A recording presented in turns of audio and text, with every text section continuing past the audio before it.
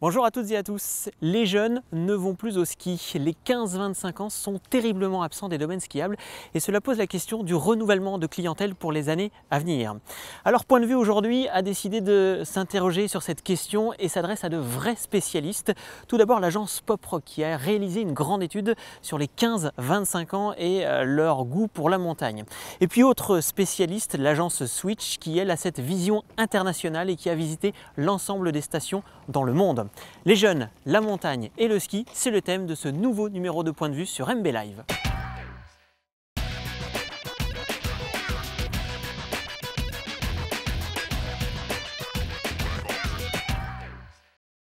Les jeunes semblent moins présents sur les domaines skiables. Alors pourquoi cette baisse que les professionnels semblent subodorer et surtout qu'est-ce que cela nous réserve pour demain?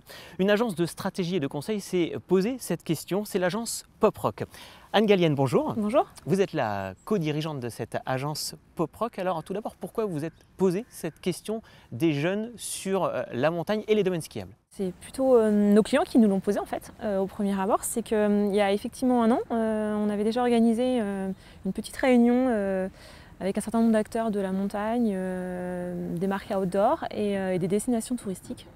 Et puis à la suite de cette journée de travail à Annecy, on en a tous déduit qu'en fait on ne connaissait pas assez bien les usages des jeunes et qu'aujourd'hui on manquait un peu d'études. Alors, il y a beaucoup d'études dans le monde de l'outdoor, dans la pratique, dans le trail ou dans d'autres pratiques tout simplement outdoor.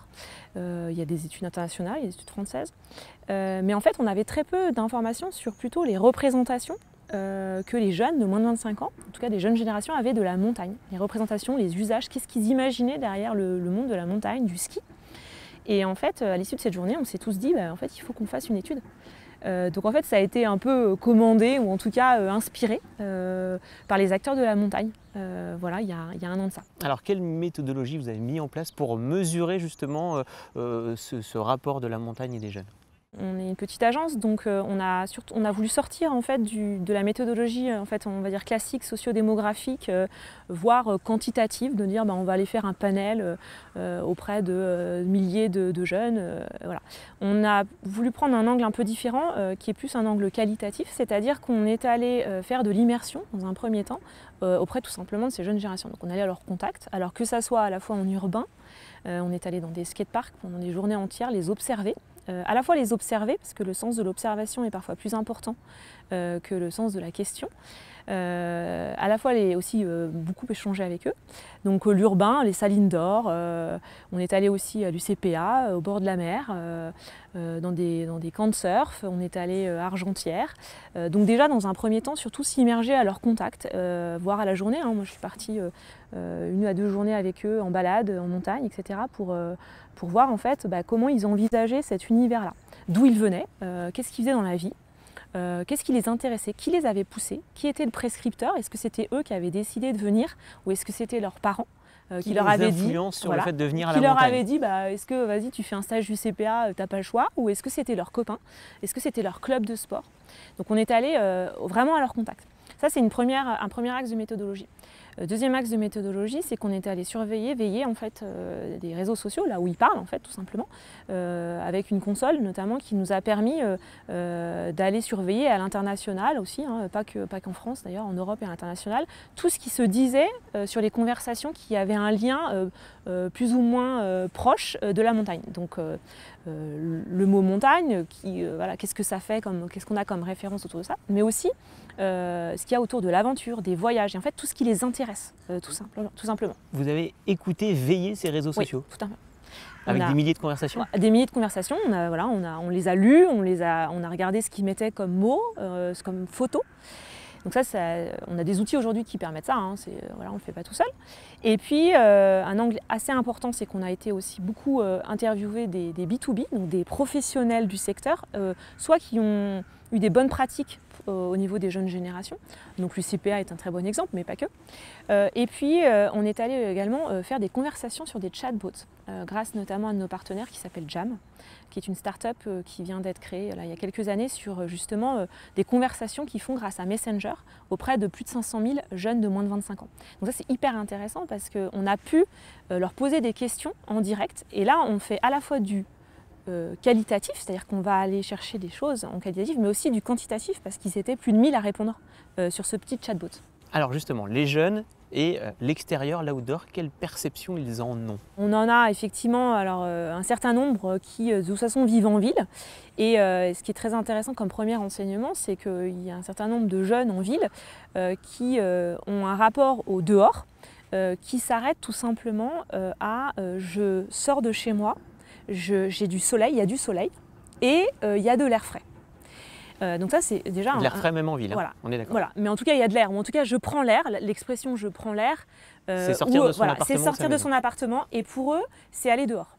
Et donc je trouve que comme premier enseignement c'est hyper intéressant parce que nous, en tout cas quand je dis nous, c'est nous qui habitons parfois Annecy ou la montagne, ou un peu plus proche encore de la nature.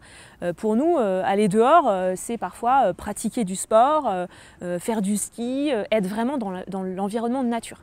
Sauf que pour la plupart des urbains, 75% des urbains, et notamment des jeunes urbains, c'est tout simplement être dehors dans la rue et voir le soleil ou être dans un parc. Donc ça c'est un premier enseignement, ça permet de faire un pas de côté et de dire ok, donc déjà on va peut-être pas commencer à leur raconter le ski. Déjà ils ont une relation au dehors qui n'est pas la même que la nôtre. Ils ont, ces jeunes, un véritable attrait pour les réseaux sociaux évidemment et ils sont toujours hyper connectés, c'est ce qui les caractérise aujourd'hui? Oui, alors ça on le sait, voilà, maintenant ça fait pas mal de temps qu'on le dit.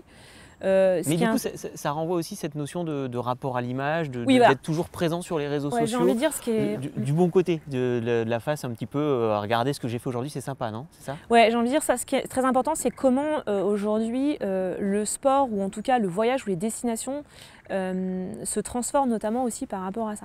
C'est qu'on s'est rendu compte, mais on le savait aussi, c'est qu'aujourd'hui, il y a des pratiques sportives qui sont en train d'exploser parce qu'elles sont plus faciles à mettre en image. Donc elles sont plus faciles à prendre en photo, à filmer ou à être postées du coup sur les réseaux classiques, Instagram, Facebook. On a des exemples très concrets. Le skateboard, le parcours, qui est une pratique très intéressante de l'art de corps en mouvement, sont des pratiques qui exposent en partie, et ils l'expliquent très très bien les gens qui en font, parce que en fait elles sont associées à la vidéo. Et que si elles ne se mettent pas en scène, du coup elles n'existent pas. Elles sont hyper clandestines en fait. Si on ne peut pas utiliser son smartphone, ça n'a pas d'intérêt, c'est ça en fait. Ouais. Il y a un côté, il y a l'esthétisme. Il y a l'esthétisme qui est hyper fort et voilà. Et c'est pareil pour les destinations touristiques, on le sait. Aujourd'hui, on le sait, il y a pas mal d'études sur le sujet également. Les destinations touristiques qui aujourd'hui trustent les premières places dans le monde sont des destinations touristiques qui sont facilement instagrammables. Donc on peut facilement poster sur son Instagram. Justement, les jeunes et leur rapport à la montagne aujourd'hui, qu'est-ce qu'il en ressort de votre étude, de votre grande étude?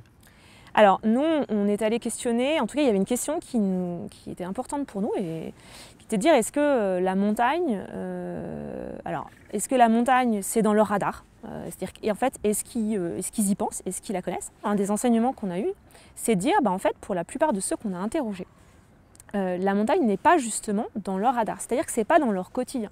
Donc ça ne leur parle pas. C'est-à-dire soit ils n'en ont pas entendu parler, soit les influenceurs ou en tout cas les gens autour d'eux qui les influencent au quotidien ne leur en ont pas parlé. Et du coup ça questionne après sur le fait de se dire en fait comment on fait pour que la montagne soit dans leur quotidien. Donc il y en a bien sûr qui vous diront qu'ils sont allés au ski avec leurs parents, voilà, ça représente 20% de ceux qu'on a interrogés. Et puis il y a une grosse frange des 50% restants qui disent moi j'en ai pas entendu parler, ou en tout cas ça me parle pas. Voilà, j'ai pas eu l'occasion d'y aller. Et quand on dit j'ai pas eu l'occasion d'y aller, c'est hyper important de comprendre pourquoi, en fait. C'est parce que peut-être qu'on m'en a pas parlé, peut-être que je l'ai pas vu, peut-être que je l'ai pas vu sur YouTube, parce que j'ai pas un gars qui a fait des sauts, etc. En tout cas, c'est pas venu à moi. Et c'est pas venu à moi dans mon univers urbain. Donc du coup, c'est que cette information-là nous a permis d'aller nous dire, en fait, qu'est-ce qui est dans l'environnement urbain? Et ils le disent, ils disent moi en fait, ce qu'on appelle l'action sport, c'est assez intéressant. L'action sport, c'est plus ce qui est autour du skateboard, autour même des boards, tout simplement du surf. C'est plus dans mon univers. Red Bull, aujourd'hui, ils ont la mise en scène de sport à sensation. Ça me parle parce que c'est exceptionnel, c'est à sensation. Je le vois beaucoup sur les réseaux, je le vois beaucoup en vidéo. Et donc en fait, c'est comment la montagne revient, ou en tout cas vient, leur parler dans leur univers à eux. Et leur univers à eux, c'est le jeu vidéo. Mais est-ce qu'on peut dire du coup que la montagne et le ski, c'est devenu finalement un peu ringard, ou en tout cas qu'elle n'a pas su se placer dans l'univers des jeunes, c'est ça? On a eu un enseignement, en tout cas sur le ski, parce que le ski nous questionne en disant comment les jeunes perçoivent le ski aujourd'hui. Et donc on a interviewé des jeunes en leur demandant à quoi ils pensaient quand en fait on leur parlait de montagne. Les références et quelles montagne étaient et leurs ski. références montagne. Ouais. Et donc alors, ça qu'est-ce qui c'était une ressort? question ouverte. Voilà. Et donc sur les 1200 qui ont répondu, on a eu plein de choses à la marge, et puis on a trois en tout cas références qui sont arrivées de façon très forte. La troisième, c'est Heidi. Heidi, hein, on est bien d'accord, Voilà, la petite fille de la montagne et qui a des années et des Voilà. années, ça se compte Voilà. en dizaines d'années. Donc voilà. Heidi. Le deuxième, c'est Belle et Sébastien. Donc à la fois certainement l'histoire et puis le film qui est paru ces dernières années. Et puis le premier, c'est effectivement Les Bronzés. Les Bronzés font du ski. Pour donc une génération qui n'a pas connu le lancement du film, mais qui par contre a été connectée visiblement à cette fiction. Donc après, une fois qu'on a entendu ça, on se dit wow, super, on est hyper vintage, on est hyper, donc c'est assez fou. Et les choses n'ont pas changé depuis ces années-là, quoi. Mais il existe quand même des choses qui se font dans le ski et dans la montagne. Je pense par exemple à Candide Tovex qui a révolutionné les films de glisse. Et puis il y a par exemple le festival, le High Five Festival qui se déroule d'ailleurs ici à Annecy, hein, au bord du lac. Il existe des choses et des vraies propositions pour les jeunes, mais pour l'instant ça n'imprime pas les jeunes qui vivent dans un milieu urbain. C'est ce qu'il faut comprendre. On ne touche pas encore une grande partie de cette population. Alors on a pas mal de freins à la montagne hein, qu'on connaît déjà. Certainement c'est trop cher, certainement voilà. Et c'est peut-être pas assez accessible. Mais je pense qu'on peut en faire encore plus. Et en fait, c'est souvent d'ailleurs à la fois Candide et High-Five qui donnent, je trouve, des très bonnes pistes de travail. Notamment qui nous font dire qu'il faut être au contact des communautés. Le High-Five le fait très bien. Il faut soutenir la création. Nous, on est convaincus que ça doit être un des combats de demain. Ces jeunes, du coup, pour les intéresser à la montagne et au ski, quelles sont les orientations à prendre pour demain? D'abord, le ski. J'ai dit tout à l'heure, est-ce que c'est trop ringard? On parlait d'accessibilité. C'est quoi l'accessibilité aux stations? C'est l'accessibilité au ski? Il y a une question de coût, mais pas seulement? Il n'y a pas que ça. En fait, une fois qu'on a parlé d'accessibilité, on a dit c'est trop loin, etc. Il y a une tendance de fond qui est hyper intéressante qu'on a, nous, identifiée. Qui est la fameuse micro-aventure. Aujourd'hui, en fait, l'aventure, et on s'est rendu compte que la montagne était énormément associée aussi à ça, à des domaines de voyage, d'aventure, etc., peut se faire en bas de chez soi. Et en fait, quand on parle d'accessibilité, c'est de dire au fait, peut-être que la montagne a aussi à aller investir des lieux proches, finalement, de là où on habite. La montagne doit aller en ville. Certainement. La micro-aventure, c'est dire je pars 2 jours à 2 heures de chez moi avec des gens que j'ai trouvés sur Facebook dans un apéro à Paris. Et on est 6 et on part, on prend une tente où on dort dans un gîte et on a l'impression d'être parti en voyage. Tout ça aussi pour le relayer sur les réseaux sociaux. On est bien d'accord, cette micro-aventure, oui. C'est de dire regardez, j'ai une vie géniale. Il y en a effectivement qui le font, effectivement, ça fait partie de oui, j'ai une vie géniale. Mais il y a quelque chose d'assez intéressant à comprendre là-dedans, c'est l'art du récit. Ça peut être des photos sur Facebook, mais il y a des choses qui sont très bien dans les blogs aujourd'hui de voyage, d'aventure. Et je trouve que c'est des très belles inspirations à prendre quand on est une destination touristique, quand on est en montagne. C'est dire comment on raconte nos histoires à la montagne, et notamment pour que ces jeunes-là les lisent, quoi. Et aujourd'hui, il y a des blogs qui sont super où on explique comment aller faire un petit feu de camp dans la montagne. Voilà. Et c'est très bien raconté, à la fois avec les bonnes images et avec les bons mots, en tout cas qui leur parlent. La montagne et le ski, c'est deux choses différentes. C'est-à-dire qu'à la montagne, on peut partir pour 2 jours. Le ski, ça demande un apprentissage un peu long et compliqué. C'est-à-dire que ça va être compliqué pour le milieu du ski que d'intéresser finalement ces jeunes. Je reviens effectivement aux jeunes et au ski. On pense que l'apprentissage du ski aujourd'hui doit prendre en compte les usages de ces jeunes-là, c'est-à-dire ce sont des jeunes qui ne veulent pas faire qu'un sport dans la journée. Ils veulent faire plusieurs sports, parce que sinon ils s'ennuient. Donc l'UCPA l'a très bien compris, hein. Ils font des stages multipratiques et en fait ils ne font que des stages multipratiques maintenant, quasiment. C'est ce qui marche le mieux. Avant ils faisaient du monopratique, on faisait de la planche à voile à l'UCPA toute la semaine. Maintenant on fait plein de choses, du montage vidéo, 2 heures de marche, etc. Et donc en fait l'apprentissage du ski, c'est de dire comment on fait demain peut-être pour intéresser ces jeunes avec peut-être d'autres pratiques que le ski. Bon, la question est très compliquée, mais pour conclure quand même, qu'est-ce qui va faire que demain les jeunes vont se réapproprier entre guillemets les domaines skiables et auront envie de venir et à la montagne d'une part et au ski d'autre part? Les 2-3 pistes, les 2-3 recommandations. Nous on pense qu'il faut retravailler sur l'imaginaire. On pense que la montagne doit se saisir du sujet en disant comment on retravaille ce nous on appelle un lifestyle. Ce qu'a réussi à très bien faire le surf, c'est comment on invente le lifestyle de la montagne qui séduit les moins de 25. Moi j'ai pas la réponse, mais c'est certainement plein de petites actions, peut-être plus en lien avec leur code, avec leurs images. Qui existent mais qu'il faut réécrire en fait. La montagne doit réécrire ça. Exactement. Donc ça c'est une piste de travail. Nous on pense que la montagne doit aller parler à ces jeunes en ville. Et ça veut dire avoir des actions, aller faire des partenariats, aller voir dans les salles indoor ce qui s'y passe, aller voir dans leur mode de vie au quotidien et peut-être aller s'associer avec des marques. Il y a plein de marques qui le font. Il y a plein de marques qui n'ont pas de problème à aller faire je sais pas, des fringues, des chaussures, voilà, travailler là-dessus. Donc je pense que la montagne doit certainement sortir, effectivement, peut-être aller plus en urbain. Et puis la montagnité a certainement plus d'atouts pour aller séduire des moins de 25. Et en tout cas, pourrait être une très belle porte d'entrée pour les faire venir à la montagne l'hiver. Mais la montagne a quoi 2-3 ans pour réagir, pour reséduire les jeunes? Vous le savez ou pas? Bah, tout de suite, ouais. Tout de suite? Même tout de suite, il faut réagir tout de suite. Ouais. Merci à vous, Anne Gallienne. On rappelle que vous êtes la cofondatrice de cette agence de conseil et de stratégie Pop Rock. Merci à vous. Merci. Prenons un peu de hauteur maintenant sur la montagne française. Allons voir à l'étranger ce qui s'y passe, puisque la France se compare souvent à l'Autriche d'un côté ou de l'autre côté aux États-Unis. On parle de journée skieur. En 10 ans, la fréquentation de la montagne française a baissé. On parle d'une baisse de 10 voire 12%. Les chiffres ne sont pas très précis. Comment cela se passe ailleurs dans le monde?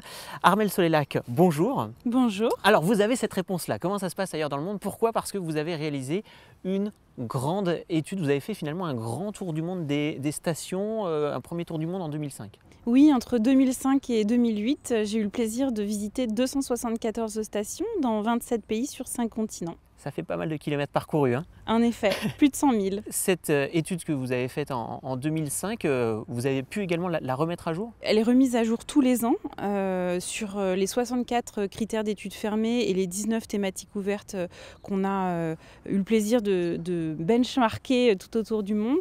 Et puis en 2016-2017, j'ai conduit une deuxième étude, cette fois sur les destinations balnéaires. J'en ai visité plus d'une centaine dans 14 pays sur 3 continents.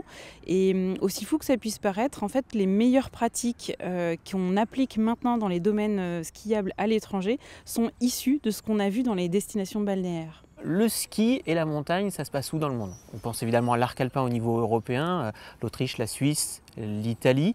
Après, il y a quoi? Il y a les États-Unis, il y a le Japon par exemple?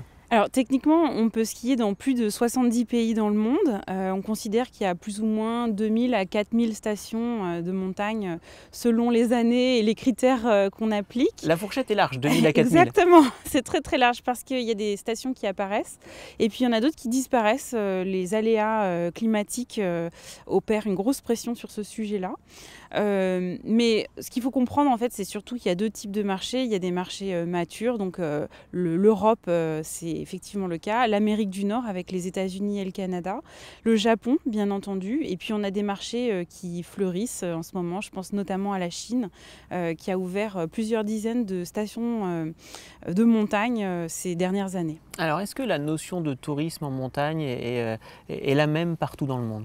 Non, pas du tout. En fait, par exemple en Europe et en France en particulier, on est très positionné sur un séjour 6 nuits, 7 journées en montagne, du samedi au samedi ou du dimanche au dimanche. En Nouvelle-Zélande, par exemple, c'est pas du tout le cas. On est sur du ski à la journée quasi exclusivement. On arrive en station, il n'y a pas d'hébergement, les routes ne sont pas carrossables et les remontées mécaniques ne vont pas jusqu'au sommet des domaines skiables parce qu'on considère là-bas que la nature est un être à part entière et donc un sommet ça se mérite et donc on vous emmène jusqu'à un certain niveau et ensuite il faut y aller à pied. Et ça c'est comme ça qu'on pratique la montagne à l'autre bout du monde. Donc on n'est pas du tout sur les mêmes approches selon les cultures. Et alors le ski est-il en déclin globalement dans le monde ou plutôt en développement?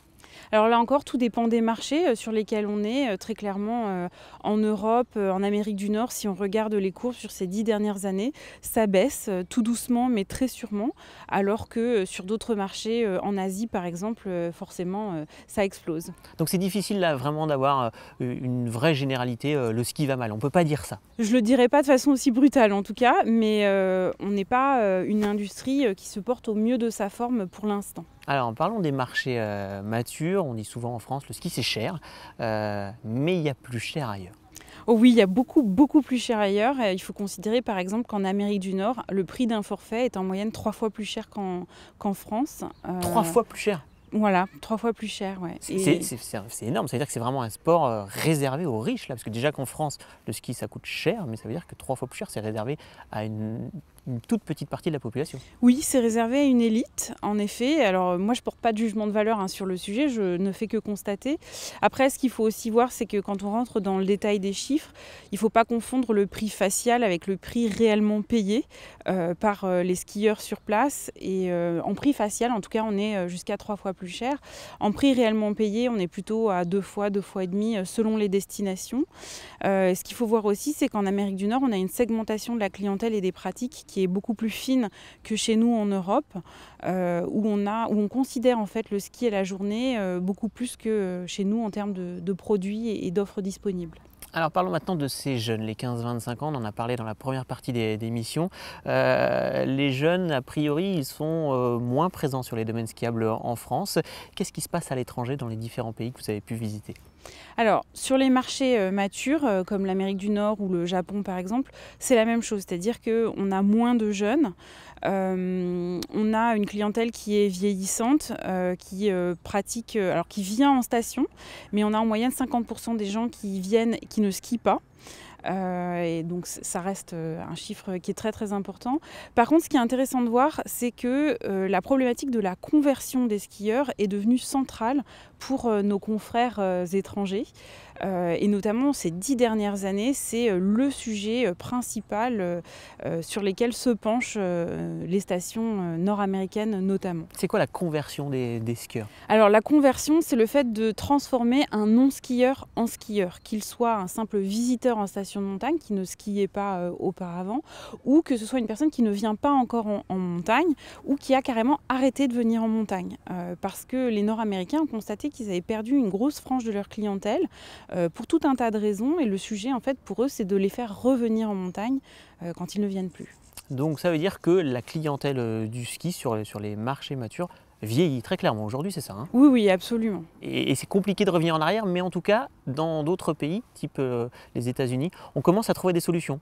Oui, alors il y a énormément de programmes qui sont mis en place en Amérique du Nord pour stimuler le retour ou le premier accès en montagne, que ce soit pour des jeunes ou pour des adultes. Il n'y a pas de distinction pour eux. Toute clientèle est bonne à prendre, quel que soit son âge. Par contre, les programmes sont hyper ciblés. On a des programmes spécifiques pour les très jeunes, les tout petits, pour les ados, pour les adultes. Et chez les adultes, on a même des programmes pour les femmes parce que voilà, on n'a pas la même façon d'enseigner le ski ou d'appréhender l'activité pour une femme ou pour un homme.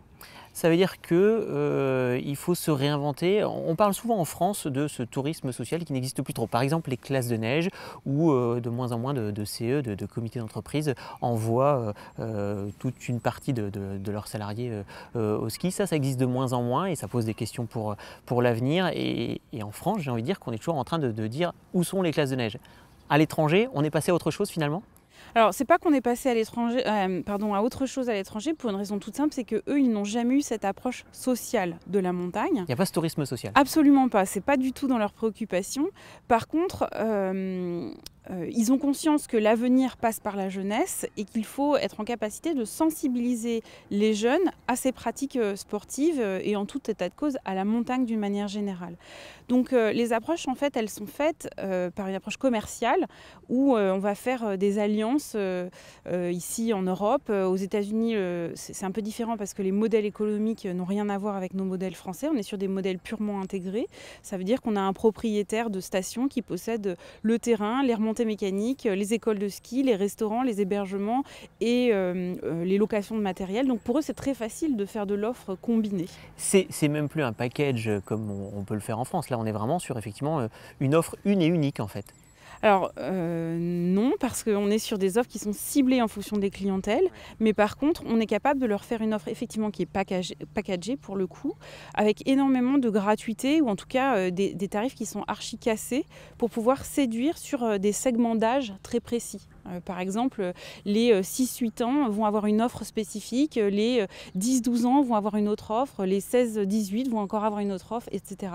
Et donc, de cette manière-là, on est capable de toucher tous les segments de clientèle, quelle que soit leur provenance géographique, leur niveau social, leur maturité, leur niveau de leur minorité aussi. Ça, c'est très intéressant de voir qu'en Amérique du Nord, on va s'adresser aux minorités asiatiques, aux Noirs, aux Afro-Américains, comme ils disent, aux hispanophones, etc. En France, on n'a pas du tout cette approche, on ne va pas chercher les minorités. Et en plus, on n'a pas trop le droit de le faire, c'est un peu tabou en France, c'est un peu ça. C'est totalement tabou de parler de ça en France, alors qu'en Amérique du Nord, ils sont très décomplexés par rapport à ça. Autre problématique qui est souvent mise en avant en France, c'est finalement on n'investit pas assez dans les domaines skiables, ils ne sont pas assez modernes par rapport à ce qu'on peut faire en Autriche ou même aux États-Unis, pas assez de débit ou autre. C'est quelque chose que vous pouvez confirmer ou pas tant que ça finalement, la France est plutôt bien placée? Je dirais que la France est plutôt bien placée. Selon les années, elle est quand même toujours sur le podium. C'est incontestable. Clairement, en Amérique du Nord ou même au Japon, l'état des remontées mécaniques est absolument pas le même.